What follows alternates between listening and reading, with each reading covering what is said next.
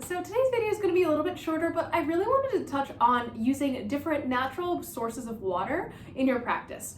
So natural water sources are really, really great for like working or for using in witchcraft. Like I cannot wait to live near a creek again so I can actually like connect with Mother Nature more. But like as an aside, please don't drink any water that you get just randomly out of a creek. Like you can get all sorts of bacteria and stuff, so just be careful. Yeah, one of like the main like core things about being a witch, I think, is like working with the energies of the earth and working with energies that like are like from natural sources is really, really important. And I feel like sometimes like with my craft, like because I don't quite have that access, I feel like I'm overcompensating with plants right now. But it's something that I definitely miss. It's something that I had a lot more when I was first starting, because I lived literally like in the middle of a swamp, so there was like earth and water magic there constantly.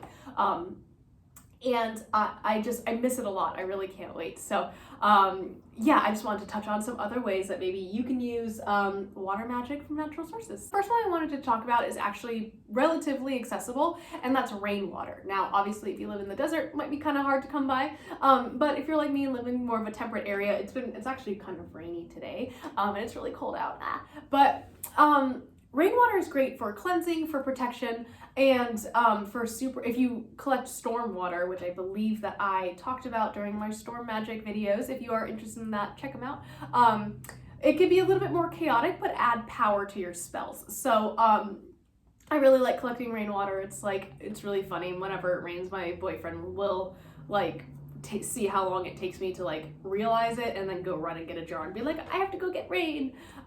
So rainwater is pretty cool, and I like to use it in my practice, especially for cleansing. Okay, so the next one I wanted to talk about is dew water, and this is something that you can collect right in the morning if you're an early bird like me. Like I'm seriously a morning person. It's super annoying, I know.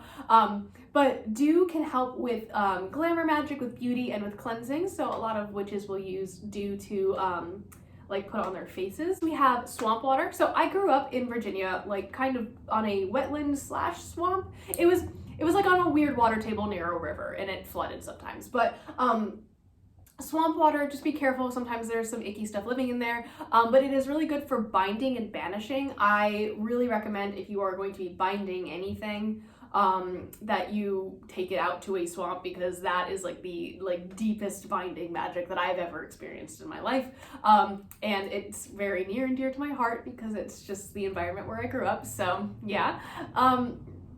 The next one is river water, which is also very near and dear to my heart. I grew up pretty close to a river, but that is really the river water is really great for releasing negative energy, protection, and for moving on from certain situations. So you know, putting something into the river, like something organic, nothing, please don't throw trash into the river or anything, please take care of the earth. But you know, writing something on a bay leaf and sending it down a river is very symbolic and a powerful act of magic. So yeah.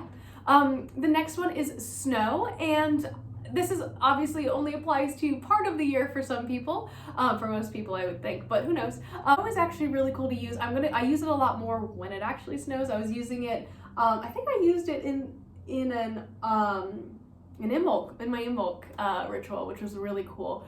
But that is all about purification and transformation. And I did use it to purify. That's amazing. Just water magic, natural magic, great. So if you are a witch who likes the winter, snow magic can be very, very cool, and that's like a whole other video in and of itself. So yeah. The next one that I want to talk about is something that I think one of the most popular bodies of water to work with, and that is the ocean. So if you live by the sea, and maybe work with like a sea-based deity, going to the ocean and walking into the ocean waters is really great for healing. Using ocean water in your craft is known to bring power to healing spells, abundance spells, and just power overall to like your ritual work. So if you can get some seawater, definitely recommend it.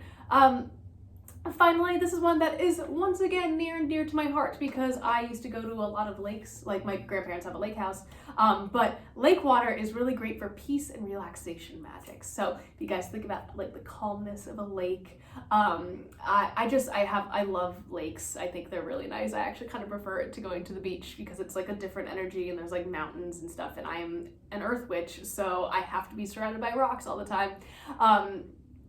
But I really like lake water and lake magic, and the Lady of the Lake is a very cool like legend that I enjoy reading about, or enjoyed reading about as a kid. So just very near and dear to my heart. So yeah. If you are lucky enough to live near a beautiful body of water, make sure to take care of it, keep it clean, and pick up trash.